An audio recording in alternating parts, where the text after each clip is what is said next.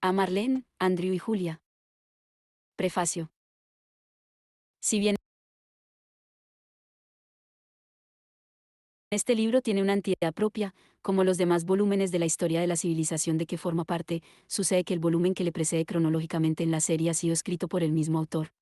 Así, la era del capital pueden leerla igualmente quienes ya conocen la era de la Revolución, 1789 a 1848, como quienes no la conocen. A los primeros les pido disculpas por incluir, en diversos momentos, material que ya les es familiar, con el propósito de aportar la necesaria información de fondo para los últimos. He intentado mantener esa duplicación al mínimo y hacerla tolerable distribuyéndola a lo largo del texto.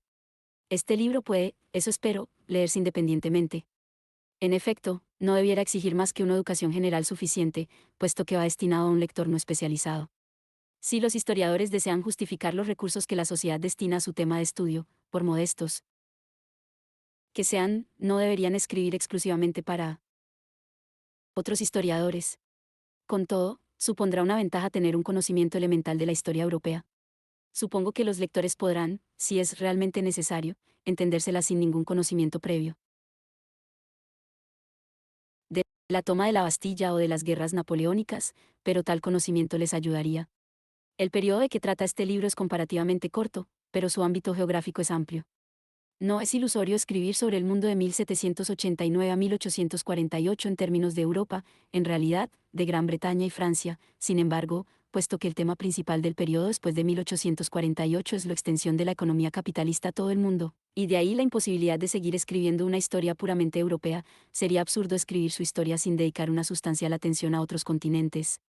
Mi enfoque se divide en tres partes.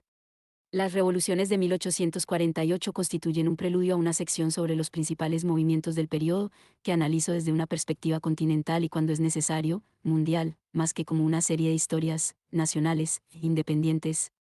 Los capítulos están divididos temática y no cronológicamente, si bien los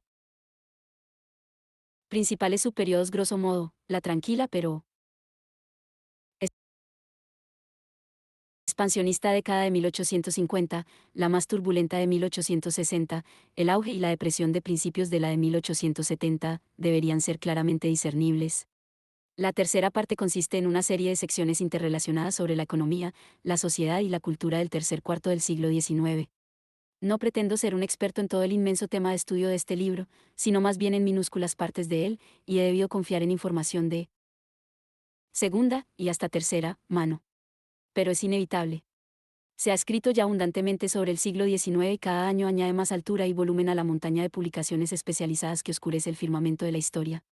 Como la gama de intereses de los historiadores incluye prácticamente cada aspecto de la vida que despierta nuestra atención a finales del siglo XX, la cantidad de la información que debe asimilarse es, con mucho, demasiado grande para incluso el más enciclopédico y erudito de los estudiosos.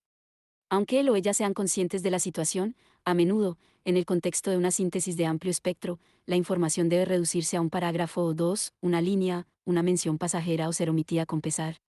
Y debe confiarse necesariamente, de una manera cada vez más superficial, en el trabajo de otros. Desgraciadamente es imposible seguir la admirable convención según la cual los estudiosos dan cuenta pormenorizada de sus fuentes, y especialmente de sus deudas con los demás, para que nadie más que sus propietarios originales reclamen como suyo los hallazgos accesibles libremente a todos. En primer lugar, dudo de que pudiera seguir la huella de todas las sugerencias e ideas que he tomado prestadas con tanta libertad hasta su origen en algún libro o artículo, conversación o debate. Solo puedo pedir a aquellos cuyo trabajo he saqueado, conscientemente o no, que perdonen mi descortesía. En segundo lugar, tan solo el intento de hacerlo cargaría el libro con un inoportuno aparato de erudición. Puesto que su propósito no es tanto resumir hechos conocidos, que implica orientar a los lectores a más enfoques detallados sobre varios aspectos, sino más bien trazarlos unidos en una síntesis general histórica, para dar sentido al tercer cuarto del siglo XIX y seguir la pista de las raíces del presente hasta este periodo, tan lejos como sea razonable hacerlo. Sin embargo, se ofrece una orientación general en las lecturas complementarias, que incluyen algunas de las obras que he considerado más útiles y a las cuales quiero manifestar mi deuda. Las referencias han sido reducidas casi por completo a las fuentes de las notas, los cuadros estadísticos y algunas otras cifras, y algunas afirmaciones que son controvertidas y sorprendentes. De la mayoría de las cifras dispersas tomadas de fuentes estándares o de compendios inestimables como el Dictionary of Statistics de Malhol no se ha hecho constar su procedencia. Las Referencias a obras literarias, por ejemplo, las novelas ru- rusas, de las que existen muy variadas ediciones, se limitan a los títulos, la referencia exacta a la edición concreta usada por el autor, pero que tal vez no sea la que posee el lector, sería pura pedantería. Las referencias a los escritos de Marx y Engels, que son los grandes comentaristas en este periodo, constan del título familiar de la obra o la fecha de la carta y el volumen y la página de la edición estándar, K. Marx y F. Engels, Huerca, Berlín Oriental, 1956 a 1971, citada en adelante Huerca. Los topónimos se han traducido cuando tienen traducción habitual, y si no se dejan en la forma usada generalmente en las publicaciones de la época. Esto no supone un prejuicio nacionalista en un sentido u otro. Cuando es necesario se añade el nombre actual entre paréntesis, por ejemplo Laibach, Ljulhana. Sigurd Sienau y Francis Haskell han sido tan amables de corregir mis capítulos sobre ciencias y artes, y corregir algunos de mis errores. Charles Gurben ha contestado mis preguntas sobre China. Nadie es responsable de mis errores y omisiones salvo yo mismo. W. R. Rodgers, Carmen Claudín y María Moisa me ayudaron enormemente como ayudantes de investigación en diferentes ocasiones. Andrew Hobsbawm y Julia Hobsbawm me ayudaron en la selección de las figuras, como también hizo Julia Brown. Estoy asimismo en deuda con mi editora, Susan Loden. EJH. Introducción. En la década de 1860 entra una nueva palabra en el vocabulario económico y político del mundo, capitalismo, uno asterisco. Por eso parece oportuno dar a este libro el título de la era del capital, enunciado asimismo recordatorio de que la obra cumbre del más formidable crítico del capitalismo, el Das Kapital, 1867, de Karl Marx, se publicó precisamente en aquellos años. Y es que el triunfo mundial del capitalismo es el tema más importante de la historia en las décadas posteriores a 1848. Era el triunfo de una sociedad que creía que el desarrollo económico radicaba en la empresa privada competitiva y en el éxito de comprarlo todo en el mercado más barato, incluida la mano de obra, para venderlo luego en el más caro. Se consideraba que una economía de tal fundamento, y por lo mismo descansando de modo natural en las sólidas bases de una burguesía compuesta de aquellos a quienes la energía, el mérito y la inteligencia habían aupado y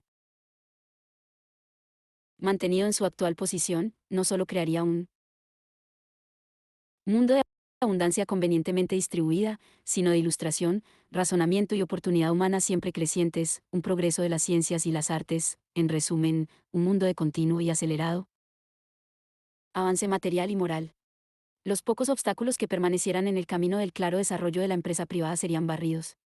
Las instituciones del mundo, o más bien de aquellas partes del mundo no entorpecidas aún por la tiranía de la tradición y la superstición o por la desgracia de no tener la piel blanca, es decir, las regiones ubicadas preferentemente en la Europa central y noroccidental, se aproximarían de manera gradual al modelo internacional de un Estado-nación, territorialmente definido, con una constitución garantizadora de la propiedad y los derechos civiles, asambleas de representantes elegidos y gobiernos responsables ante ellas, y, donde conviniera, participación del pueblo común en la política dentro de límites tales como la garantía del orden social burgués y la evitación del riesgo de su derrocamiento. No es tarea de este libro rastrear el primitivo desarrollo de esta sociedad. Bástenos con recordar que, durante los 60 años anteriores a 1848, dicha sociedad ya había, digamos, logrado su histórico despegue tanto en el frente económico como en el político ideológico. Los años que van de 1789 a 1848, que ya he tratado en mi anterior obra, la era de la revolución, véase el prefacio, supra, p. 9, y a los que nos referiremos de vez en cuando, estuvieron dominados por una doble revolución, la transformación industrial iniciada en Gran Bretaña y muy restringida a esta nación, y la transformación política asociada y muy limitada a Francia. Ambas transformaciones implicaban el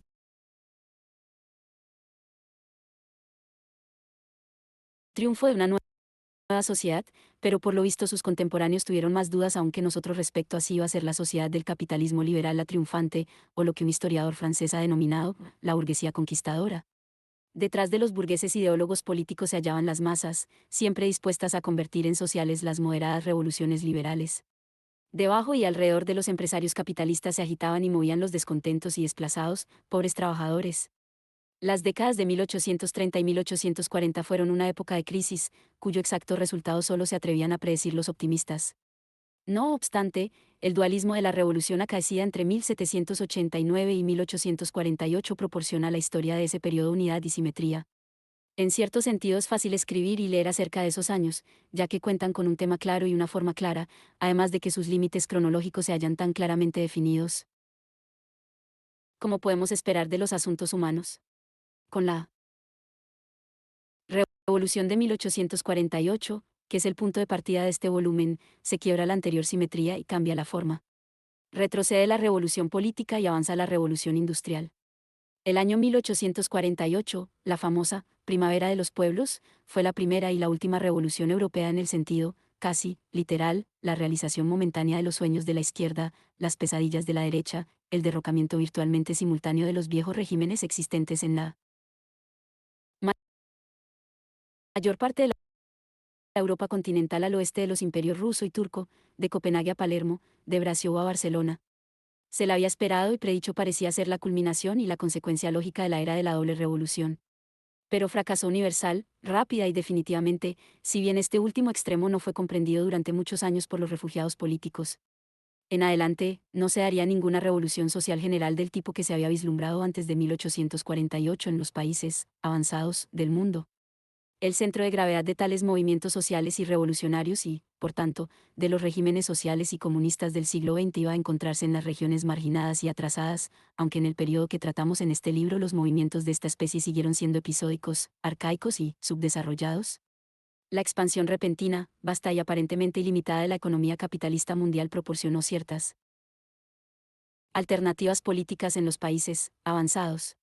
La Revolución industrial, británica, se había tragado a la revolución política, francesa. La historia de nuestro periodo es, pues, desproporcionada, se compone primariamente del masivo avance de la economía mundial, del capitalismo industrial, del orden social que representó, de las ideas y creencias que parecían legitimarla y ratificarla, en el razonamiento, la ciencia, el progreso y el liberalismo. Es la era de la burguesía triunfante, si bien la burguesía europea vacilaba aún en comprometerse con el gobierno político público. En este sentido, y quizás solo en la era de la revolución no estaba muerta. Las clases medias de Europa estaban asustadas, y siguieron estándolo, del pueblo, se pensaba todavía que la democracia era el seguro y rápido preludio del socialismo. Los hombres que oficialmente presidían los asuntos del victorioso orden burgués en sus momentos de triunfo eran nobles profundamente reaccionarios en Prusia, imitaciones de emperador en Francia y una sucesión de aristócratas terratenientes en Gran Bretaña. El miedo a la revolución era real, y profunda la inseguridad básica que ella indicaba. Al mismo final de nuestro periodo, el único caso de revolución en un país avanzado, una insurrección de corta vida y casi totalmente localizada en París, produjo una carnicería mayor que cualquier otro alboroto en 1848 y un atropellado intercambio de nerviosas notas diplomáticas. Con todo, los gobernantes de los estados avanzados de Europa empezaron a reconocer por entonces, con mayor o menor desgana, no solo que la democracia, es decir, una constitución parlamentaria basada en un amplio sufragio, era inevitable, sino también que, a pesar de ser probablemente una molestia, era políticamente inofensiva. Los gobernantes de Estados Unidos hacía tiempo que habían hecho este descubrimiento. Consecuentemente, los años que van de 1848 a mediados de la década de 1870 no fueron un periodo de los que inspiran a los lectores que disfrutan del espectáculo dramático y heroico en el sentido convencional.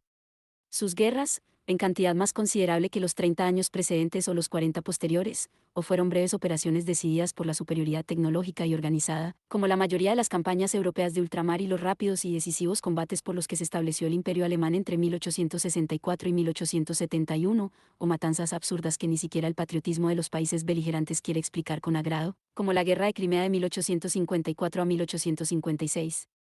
La mayor de todas las guerras de este periodo, la Guerra Civil Norteamericana, la ganó en última instancia el peso del poder económico y de los recursos superiores. El sur perdedor tenía el mejor ejército y los mejores generales. Los ejemplos ocasionales de heroísmo romántico y pintoresco resaltaban por su misma rareza, como el caso de Garibaldi con sus cabellos sueltos y su camisa roja. Tampoco existía gran dramatismo en la política, donde los criterios de éxito habría de definirlos Walter Bayard como la posesión de opiniones comunes y habilidades extraordinarias.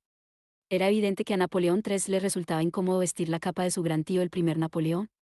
Lincoln y Bismarck, a cuyas imágenes públicas han beneficiado las marcadas facciones de sus rostros y la belleza de su prosa, fueron indudablemente hombres sobresalientes, pero sus verdaderos triunfos los lograron por sus dotes de diplomáticos y políticos. Lo mismo podría decirse de Cavour en Italia, quien, sin embargo, adoleció por completo de la falta de lo que ahora consideramos como carisma de aquellos. El drama más obvio de este periodo se hallaba en lo económico y lo tecnológico. El hierro, extendiéndose en millones de toneladas por todo el mundo, serpenteaba como raíles de ferrocarril a través de los continentes, los cables submarinos cruzaban el Atlántico, se construía el Canal de Suez, las grandes ciudades como Chicago sacudían el suelo virgen del medio oeste norteamericano, se producía el enorme movimiento de migrantes. Era el drama del poder europeo y norteamericano con el mundo a sus pies. No obstante, si exceptuamos la partida numéricamente pequeña de aventureros y pioneros, descubrimos que aquellos que explotaban a este mundo vencido eran hombres sobrios con trajes discretos, los cuales propagaban respetabilidad y un sentimiento de superioridad racial junto a las plantas de gases, las líneas de ferrocarril y los empréstitos. Era el drama del progreso, palabra clave de la época. Masiva, ilustradora, segura de sí misma, autosatisfecha, pero, sobre todo, inevitable. Casi nadie con poder e influencia, ni siquiera en el mundo occidental, confiaba ya en contenerlo. Solo unos cuantos pensadores y quizá un número algo mayor de críticos intuitivos predijeron que su inevitable avance produciría un mundo muy distinto del que parecía iba a procurar, tal vez incluso su opuesto. Ninguno de ellos, ni siquiera el Marx que había vislumbrado la revolución social en 1848 y para una década después, esperaba un trastrueque inmediato. Por la década de 1860 las esperanzas de Marx eran inclusive a largo plazo. El drama del progreso es una metáfora. Sin embargo, fue una realidad literal para dos tipos de gente. Significó, por ejemplo, un cataclismo para los millones de pobres que, transportados a un nuevo mundo, frecuentemente a través de fronteras y océanos, tuvieron que cambiar de vida. Para los miembros del mundo ajeno al capitalismo, a quienes éste tenía en sus manos y los zarandeaba, significó la posibilidad de elegir entre una resistencia resuelta de acuerdo con sus viejas tradiciones y modos de vida, y un proceso traumático de asir las armas de Occidente y hacer frente a los conquistadores, o dicho de otra manera, significó la posibilidad de comprender y manipular por sí mismos el progreso. El mundo del tercer cuarto del siglo XIX estuvo formado por vencedores y víctimas. El drama no hay que buscarlo en el apuro de los primeros, sino lógicamente en el de los últimos. El historiador no puede ser objetivo con respecto al periodo que escoge como tema. En esto difiere, con ventaja intelectual a su favor, de los ideólogos típicos que creen que el progreso de la tecnología, la ciencia positiva y la sociedad han posibilitado la visión de su presente con la incontestable imparcialidad del científico natural, cuyos métodos consideran, erróneamente, que entienden. El autor de este libro no puede ocultar un cierto disgusto, quizá un cierto desprecio, por la época que está tratando, si bien la admiración por sus titánicos logros materiales y el esfuerzo por comprender hasta lo que no agrada mitigan en parte estos sentimientos. Uno no comparte el nostálgico anhelo por la seguridad y la confianza en sí mismo del mundo burgués de mediados del siglo XIX que tienta a muchos de los que, un siglo más tarde, miran hacia atrás desde un mundo occidental obsesionado con la crisis. Mis simpatías están con aquellos a quienes hace un siglo escucharon unos pocos. En cualquier caso, tanto la seguridad como la confianza en sí mismos fueron una equivocación. El triunfo burgués fue breve e inestable. En el preciso momento en que pareció completo, se demostró que no era monolítico, sino que estaba lleno de fisuras. A principios de la década de 1870 la expansión económica y el liberalismo parecían ser irresistibles. Hacia finales de la década ya no se los consideraba así. Este momento crítico señala el final de la era que trata este libro.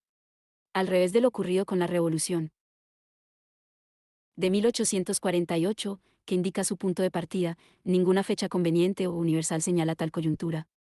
Y si fuera necesario elegir una, esta tendría que ser 1873, el equivalente victoriano del colapso de Wall Street en 1929. Porque entonces comenzó lo que un observador contemporáneo denominó como el más curioso, y en muchos sentidos sin precedentes, desconcierto y depresión de los negocios, el comercio y la industria. Los contemporáneos llamaron a este estado la Gran Depresión, y habitualmente se le da la fecha de 1873 a 1896.